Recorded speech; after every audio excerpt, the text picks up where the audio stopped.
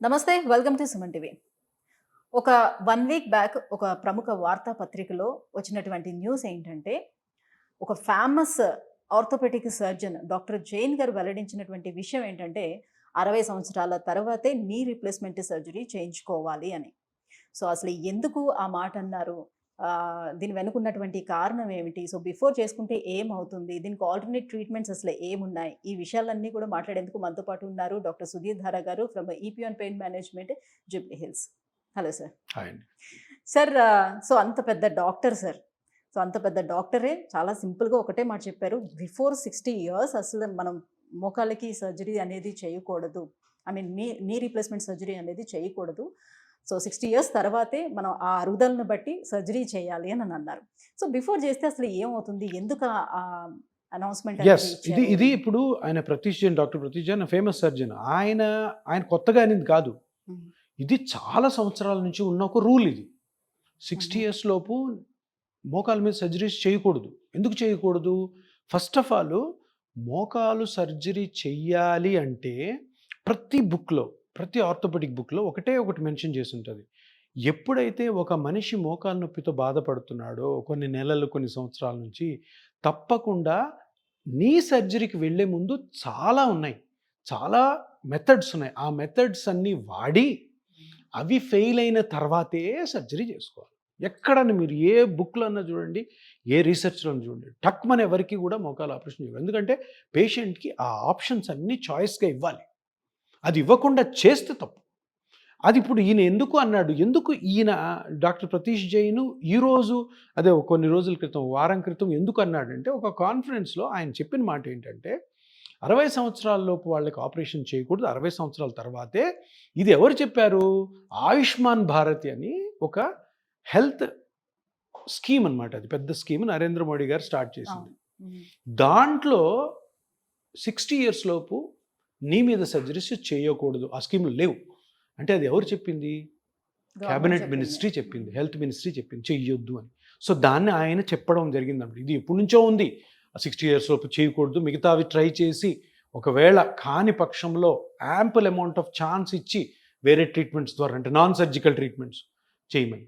So, Ayushman భారతిలో చెప్పిన తర్వాత అదొక బైబిల్ లాగా అనమాట. అంటే ఆయుష్మాన్ భారతిలో లేదు అంటే జనరల్గా అది చేయకూడదు అని అర్థం. అది ఆయన చెప్పింది. సరే, ఇప్పుడు ఎందుకు చేయకూడదు? నెక్స్ట్ పాయింట్ హ్మ్. మీరు అడిగింది అది. అదే. 60 ఇయర్స్ ముందు ఎందుకు చేయకూడదు సర్జరీ? ఇప్పుడు సర్జరీ అంటే అందరు చాలా మంచి సర్జన్స్ ఉన్నారు. మంచి సర్జరీ అది చాలా బాగుంటుంది. కానీ ఫెయిల్యూర్స్ కూడా ఉంటాయి కదా. Of course. పొరపాటున ఫెయిల్యూర్ అయింది అనుకోండి. మీరు 50 ఏళ్ల వాళ్ళకి ఎవరికైనా ఆపరేషన్ చేశారు. మంచి ఉద్దేశంతోనే చేశారు. పేషెంట్కి కూడా కావాలి అన్ని సమ్మతి. కానీ ఒకవేళ ఫెయిల్ అయిందనుకో, తర్వాత 50 ఇయర్స్ అంటే ఇంకో 20 ఇయర్స్ ఆయన వర్క్ చేసుకోవాలి, ఉద్యోగం చేసుకోవాలి. కాంప్లికేట్ అయిన నీ జాయింట్ సర్జరీ తర్వాత మనిషి నార్మల్గా ఉండలేడు. అంతే కదా. ఆ ఇన్ఫెక్షన్స్ లోపల అవన్నీ కూడా ఏమన్నా చాలా జరగచ్చు. ఇబ్బంది సో, అందుకని ఇది నేను చెప్పేది కాదు. బుక్ పెద్ద రీసెర్చర్స్ చెప్పేది ఏంటంటే చిన్న ఏజ్లో చేయకూడదు. 60 తర్వాత ఎందుకు చేయొచ్చు? 60 తర్వాత అందరు రిటైర్ అయి ఉంటారు. ఇన్ Resting position లో కేస్ ఉంటారు ఎప్పుడైనా కాబట్టి. ఫెయిల్ అయింది అనుకో, సరే ఆయనకి రిటైర్మెంట్ డబ్బులు వస్తుంటాయి, లేదంటే పిల్లలు పెద్దగా ఉంటారు. అది రీజన్. తర్వాత ఇంప్లాంట్కి ఒక ఏజ్ ఉంటుంది. హ్మ్. ఆ ఏజ్ ఎవరు డిటర్మిన్ చేయలేరు. సంవత్సరాలు పోవచ్చు, 15 సంవత్సరాలు ఉండొచ్చు, 20 సంవత్సరాలు ఉండొచ్చు, 7 సంవత్సరాలు ఎవరు చెప్పలేరు. గ్యారంటీ ఎవరు ఇవ్వలేరు. ఒకవేళ ఫెయిల్ అయింది అనుకో, అదే 50 ఇయర్స్లో చేసిన వానికి 55కే ఫెయిల్ అయింది అనుకో, నెక్స్ట్ ఏంటి? నెక్స్ట్ ఆప్షన్ ఉండదు. ఇప్పుడు మోకాల మీద ఆపరేషన్ అంటే డెడ్ ఎండ్ అది. వెనక్కి తిరిగి చూడలేం మనం. ఒకసారి బాగుందా, ఎన్ని సంవత్సరాలు బాగుంటాయి అన్ని సంవత్సరాలు బాగుంటారు. తర్వాత సంగతి ఏంటి? 60 ఇయర్స్ తర్వాత ఒక 10 ఇయర్స్ తర్వాత ఫెయిల్ అయింది అనుకోండి, పర్వాలేదు, 70 కదా, గెట్ అని అయిపోతుంది. అందుకని వాళ్ళు చెప్పిన రీజన్ అదే అనమాట. 60 ఇయర్స్ తర్వాత అయితే ఎందుకు ఆపరేషన్కి వెళ్ళే ఛాన్స్ ఉంది. 60 ఇయర్స్ లోపల అసలు ఛాన్సే లేదు. ఇంకొకటి ముఖ్యమైన విషయం గమనించాల్సింది ఏంటంటే ఇప్పుడు ఈ రీజనరేటివ్ థెరపీ, ఈ పిఆర్పి ప్లాస్మా థెరపీ వచ్చిన తర్వాత ఈ 60 ఇయర్స్ కంటే ముందు ఆపరేషన్ చేయకూడదన్న నినాదానికి గట్టి పట్టు వచ్చింది. అంతే కదా. సరే సార్, మీరు 60 ఇయర్స్ ముందు ఆపరేషన్ వద్దంటారు, మరి నా నొప్పి ఎట్లా తగ్గాలంటే ఇగో ప్లాస్మా థెరపీ, పిఆర్పి. మరి కొంతమంది ఇప్పుడు పిఆర్పి చేయించుకున్నా కూడా అది ఎక్కువ కాలం ఏమీ సర్వైవ్ అవ్వటానికి వీలు ఉండదు. సో, పిఆర్పి అనేది ఎప్పుడో వచ్చింది. అది జస్ట్ కొద్ది రోజులు ఆ పెయిన్ తగ్గించడానికి, లేకపోతే కొద్ది రోజులు సర్వైవ్ అవ్వడానికి చాలా తక్కువలో ఒకప్పుడు చేసేవారు. ఇప్పుడు పీఆర్పీ థెరపీ చాలా ఎక్కువ ప్రైస్ తీసుకొని చాలా ప్రతి ఒక్కరు కూడా క్లినిక్ స్టార్ట్ చేసేస్తున్నారు. ఇలాంటి విమర్శలొస్తున్నాయి. దీనికేమంటారు మీరు? ఇలాంటి విమర్శలు ఎక్కువ మంది రాలే. ఒకరో ఇద్దరో.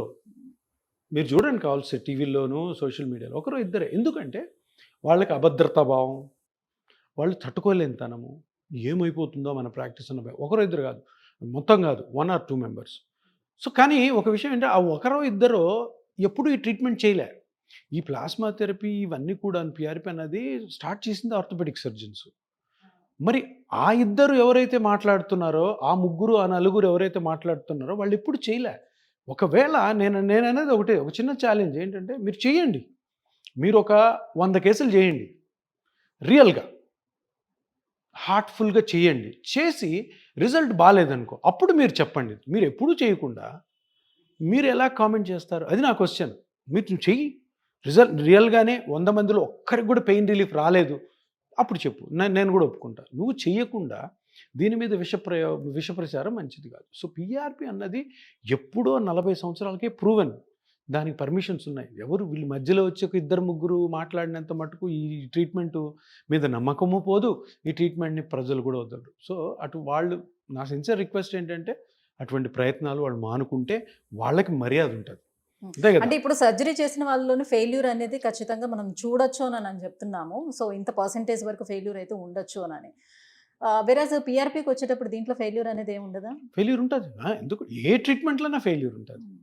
100% ఏదన్నా డాక్టర్ 100% నీ నొప్పి నేను తగ్గించేసి జీవితాంతం నేను నొప్పి లేకుండా చెప్పానంటే ఆ డాక్టర్ అబద్ధం ఆడుతున్నాడని. తప్పకుండా ప్రతి ట్రీట్మెంట్ ఫెయిల్యూర్ ఉంటుంది. కానీ పీఆర్పీలో లేనిదేంటి తెలుసా? కాంప్లికేషన్స్. సర్జరీలో కాంప్లికేషన్ ఛాన్స్ ఉంది. అందరిలో వస్తుందని కాదు. పీఆర్పీలో 99.9% కాంప్లికేషన్ ఉంది. మహా అంటే నొప్పి తగ్గకపోవచ్చు అంతే. అది ఆపరేషన్లో కూడా ఉంది. కానీ ఆపరేషన్లో కాంప్లికేషన్ రేట్ ఉంది, సైడ్ ఎఫెక్ట్ రేట్ ఉంది. అదే కానీ మనకి పొరపాటున మనకు వచ్చింది అనుకో, ఎప్పుడు కూడాను 2 మార్గాలు ఉన్నాయి. ఆపరేషన్ ఉంది, ఆపరేషన్ లేని మార్గం. ప్రతి ఆర్థోపెడిక్ రీసెర్చర్స్ చెప్పేది ఏంటి అంటే ఫస్ట్ నాన్ సర్జికల్ ట్రై చేయండి. తగ్గనప్పుడు వెళ్ళండి, మేమే పంపిస్తాము. ఇప్పుడు నా దగ్గరికి వస్తారు బాగా అడ్వాన్స్డ్ మోకాలు అరిగిపోయిన వాళ్ళు వస్తారు. నేను ఫస్ట్ సర్జరీ చెప్తాను. వాళ్ళు ఏమంటారు తెలుసా?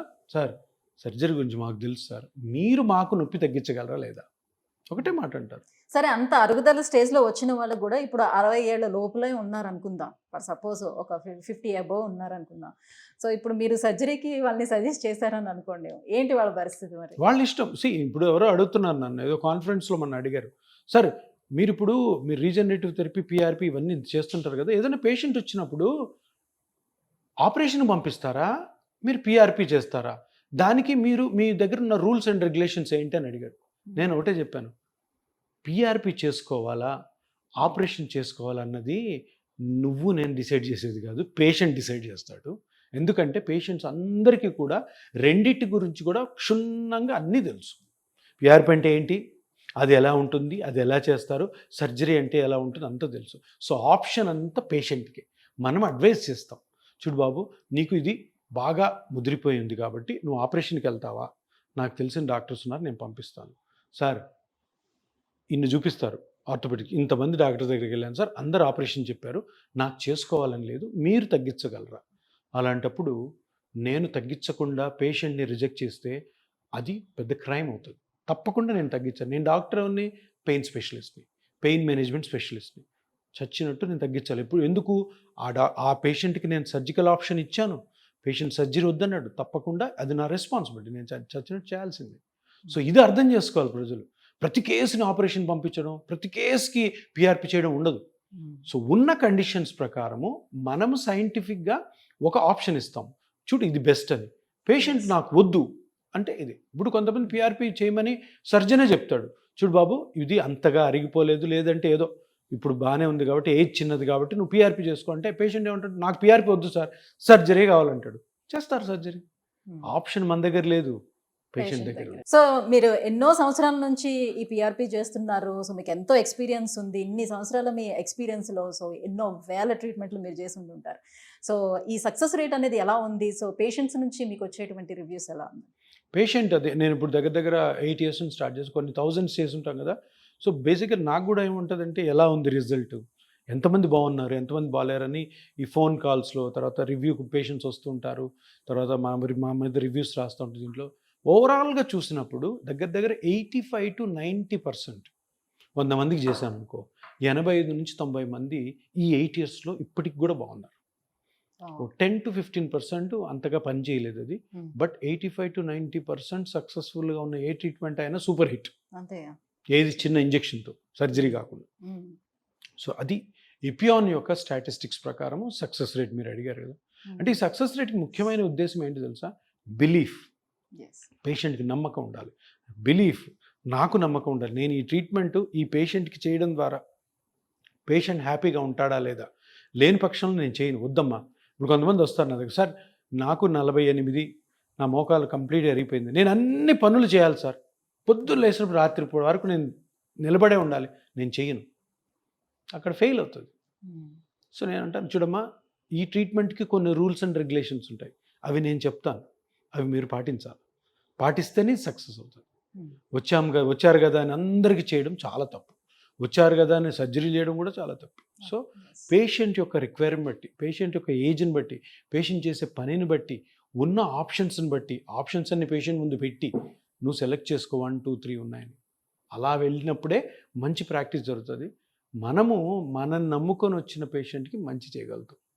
సో ఈపియాన్ పెయిన్ మేనేజ్మెంట్లోని కేవలం పిఆర్పి థెరపీ ఒకటే చేస్తున్నారా, లేకపోతే ఇంకా అదర్ ట్రీట్మెంట్స్ కూడా ఏమేమి అవైలబుల్ ఉన్నాయి? ఇపియాన్లో అంటే ఈ ట్రీట్మెంట్ మన ఈ హాస్పిటల్లో ఉన్న మెయిన్ కాన్సెప్ట్ ఏంటంటే దీర్ఘకాల నొప్పి, ఏ నొప్పి అయినా కానీ, తల నుంచి కింద టో వరకు, హెడేక్ నుంచి మొదలు పెడితే ankle joint, heel, fingers, toes, ఎక్కడైనా కానీ క్రానిక్ పెయిన్, దీర్ఘకాల నొప్పి అంటే డెఫినేషన్ కూడా చెప్తాను. 15 days to 1 month కంటే నొప్పులు మీకు ట్యాబ్లెట్స్తో తగ్గకుండా ఉన్నాయంటే వాటిని దీర్ఘకాల నొప్పులు. ఇంకొక డెఫినేషన్ అంటే 3 నెలల వరకు ఏదో ట్రయల్ చేసి తర్వాత కూడా మీకు నొప్పి వస్తుందంటే దాన్ని దీర్ఘకాల నొప్పి అంటారు. ఈ దీర్ఘకాల నొప్పుల్లోకి 90% దీర్ఘకాల నొప్పులకి క్యూర్ లేదు, ట్రీట్మెంట్స్ లేవు, దాన్ని మేనేజ్ చేయాలి. సో దానిని ఆ దీర్ఘకాల నొప్పులకి ఇపియాన్ పెయిన్ మేనేజ్మెంట్ సెంటర్లో సర్జరీ లేకుండా ట్రీట్మెంట్ జరుగుతుంది. అది మైగ్రేన్ అవ్వచ్చు, ట్రైజెమినల్ న్యూరాలజీ అవ్వచ్చు, ఫేస్లో ఇంకా ఎక్కడైనా పెయిన్స్ అవ్వచ్చు, నెక్ పెయిన్ అవ్వచ్చు, సర్వైకల్ అవ్వచ్చు, షోల్డర్ అవ్వచ్చు, చెస్ట్ పెయిన్స్ ఉంటాయి, చెస్ట్ పెయిన్ ఇంటర్కాస్టల్ న్యూరాలజీస్ ఉంటాయి, అబ్డామినల్ పెయిన్స్ ఉంటాయి, క్యాన్సర్ పెయిన్ ఉంటుంది, hip joint pain, spine pain, dorsal spine pain, తర్వాత ankle, wrist, tennis elbow, plantar fasciitis, hip arthritis, AVN necrosis of hip, ఇంకా ligament injuries, meniscus injuries, ankle injuries, tendo Achilles rupture, నాకు గుర్తుందని చెప్తున్నా, 20-30 ఇక్కడికి వచ్చింది. అంటే పాయింట్ ఏంటంటే ఇక్కడ ఈ పెయిన్ మేనేజ్మెంట్ సెంటర్స్ రాకముందు వీటన్నిటికీ ఆన్సర్ లేవు. ఇన్ని కండిషన్స్లో 2-3 సర్జికల్ ఆప్షన్స్ ఉన్నాయి, సర్జికల్ ఆప్షన్స్ లేవు మిగతా వాటికి. వీటన్నిటికీ ఆన్సర్ ఏంటంటే pain management centre. So pain management సెంటర్లో ఏం చేస్తారు సార్ అంటే, నాన్ సర్జికల్గా ఏ పార్ట్ అయితే డ్యామేజ్ అయిందో దాన్ని మళ్ళీ రీజనరేట్ చేస్తాం. ప్లాంటార్ ఫేషియైటిస్ అన్నాను, అరికాల్లో చిన్న పొర కట్ అయితే నిలబడితే నొప్పి వస్తుంది, అరికాలు నిలబడలేరు, కుంటుతుంటారు, ఎర్లీ మార్నింగ్ లేచినప్పుడు సివియర్ పెయిన్ ఉంటుంది.